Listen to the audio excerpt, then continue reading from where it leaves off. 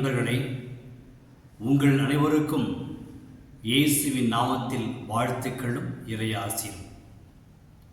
இன்று ஆகஸ்ட் மாதம் 17ஆம் தேதி 2025 பொது காலத்தின் 20ஆம் ஞாயிறு. இன்றைய நற்செய்தியில் லூக்கா நற்செய்தி 12ஆம் அதிகாரத்தில் எடுக்கப்பட்டிருக்கிறது. இயேசு மிக தெளிவாக சொல்கிறார் 2 செய்திகளை. ஒன்று, நான் இவ்வுலகிற்கு தீ மூட்டவே வந்தேன். அந்த தீ இப்போதே பற்றி எரிந்து கொண்டிருக்க வேண்டும் என்பதே என்னுடைய விருப்பம். இயேசு எதற்காக உலகத்திற்கு வந்தார்? மானிட குலத்தை மீட்பதற்காக, இங்கு நிலவுகின்ற சூழ்நிலைகளை மாற்றமைப்பதற்காக. அடிமைப்படுத்துகின்ற தலைவர்கள், அதிகாரங்கள், வாழ்வியல் முறைகள் அத்தனையும் சாதாரண மக்களை அடிமைப்படுத்தியது, வாழ விடாமல் பார்த்து கொண்டது.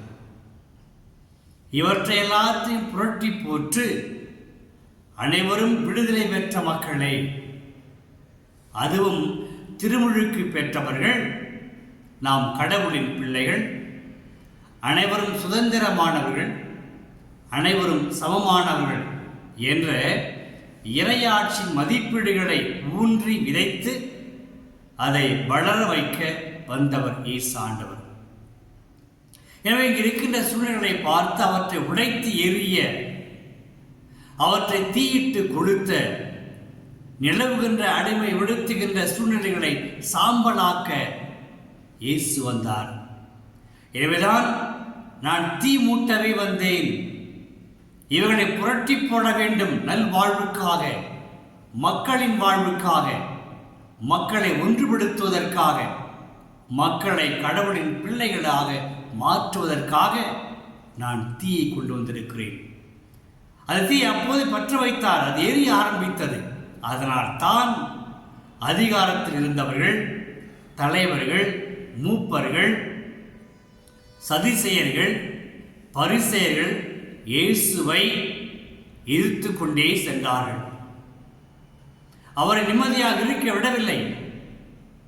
அந்த சென்ற இடங்களுக்கெல்லாம் சென்று அவரை தடைக்கல்லாக மாறிக்கொண்டிருந்தார்கள். இயேசு எதை பற்றியும் கவலைப்படவில்லை. தன்னுடைய இலக்கு சரியாக இருந்தது. இயேசுவுக்கு பாதை சரியாக இருந்தது.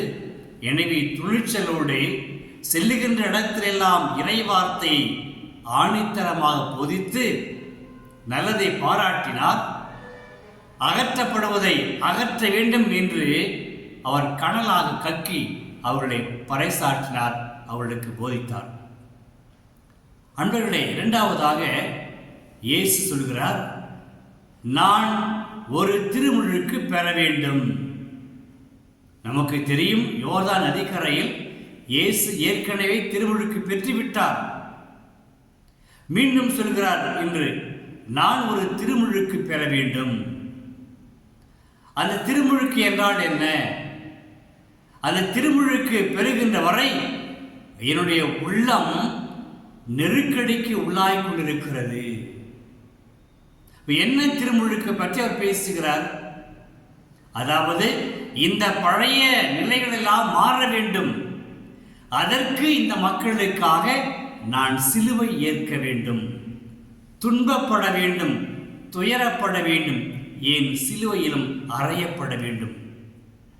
ஆக திருமுழுக்கினுடைய அர்த்தம் நாம் முழுமை பெறுதல், அதிலும் குறிப்பாக துன்பங்களிலும் துயரங்களின் வழியாக இயேசுவின் பாடுகளில் பங்கு இருப்பது.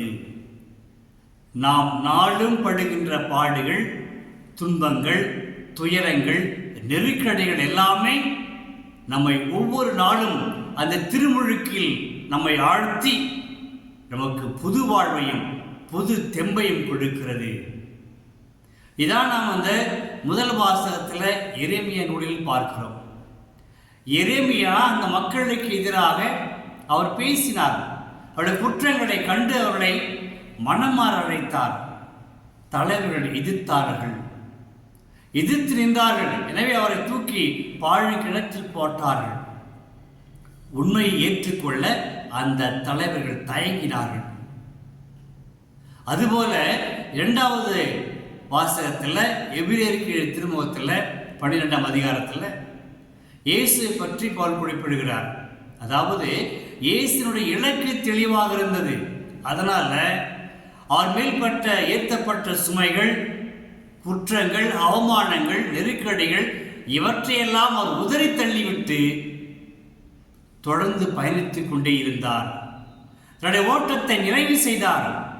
அதுபோல நாம் நம்முடைய அந்த பாதிக்கின்ற சூழ்நிலைகள், நெருக்கடிகள், சூழல்கள் இவற்றையெல்லாம் உதறி தள்ளக்கூடிய அந்த துணிச்சல் பெற வேண்டும். யாரை பார்த்து? இயேசுவை பார்த்து. இயேசுவை உற்று நோக்குங்கள் என்று 2ஆம் வாசகம் தெளிவாக சொல்கிறது. நம்முடைய எல்லா சூழ்நிலையிலும் குறிப்பாக தடுமாறுகிற பொழுது, பிறமை அவமானப்படுத்துகிற பொழுது, குற்றம் சாட்டுகிற பொழுது, நமக்கு எதிராக, உண்மைக்கு எதிராக சான்று சொல்கிற பொழுது நாம் துணிந்து இயேசுவை பார்ப்போம். இயேசு நமக்காக வழி நடந்து சென்றிருக்கின்ற கடவுள், நமக்காக திருமுழுக்கு பெற்றிருக்கிற கடவுள், இந்த உலக மாந்தருக்காகவே திருமுழுக்கு பெற்றிருக்கிற கடவுள். அந்த இயேசு உற்று நோக்குவோம். நமக்கு வேண்டிய உத்வேகத்தையும் நம்பிக்கையும் கொடுத்து ஒவ்வொரு நாளும் இயேசு நம்மை வழிநடத்துவார். செபிப்போமா? தயை நிறைந்த தந்தையை உம்மை போற்றுகிறோம். அன்று எரேமியா வாழ்க்கையில் அவர் துணிச்சலோடு இறை வார்த்தையை போதித்தார். நம்பிக்கை இழக்கவில்லை. அவள் மனமாற வேண்டும் என்று மீண்டும் மீண்டுமாக இறை வார்த்தை எடுத்துரைத்தார். இயேசு தன்னுடைய வாழ்வில் சென்ற இடங்களெல்லாம் உயிருள்ள வார்த்தையை போதித்து அந்த சூழ்நிலை மாற வேண்டி அந்த தீயை மூட்டினார். இறை வார்த்தை என்ற தீயை மூட்டி அவர்களுக்கு வாழ்வு கிடைக்க விரும்பினார். அதற்காக எல்லா சூழ்நிலையும் உதறி தள்ளிவிட்டு, அவமானத்தை உதறி தள்ளிவிட்டு அவர் மீண்டும் சிலுவை சாவு என்ற திருமுழுக்கு பெற்றார். நாங்களும் எங்கள் அன்றாட வாழ்வில் எதிர்கொள்ளுகின்ற சவால்கள், துன்பங்கள், நெருக்கடிகளை கண்டு துவண்டு விடாமல், சோர்ந்து போகாமல், இயேசுவை உற்று நோக்கிய வண்ணமாக நம்பிக்கையோடு துணிவோடு ஒவ்வொரு நாளும் வாழ எங்களுக்கு அருள் தருவீராக. இவற்றை உம் மகன் இயேசு கிறிஸ்து வழியாக ஜெபிக்கிறோம் தந்தையே. ஆமீன், ஆமீன். இறை வார்த்தை விதையாக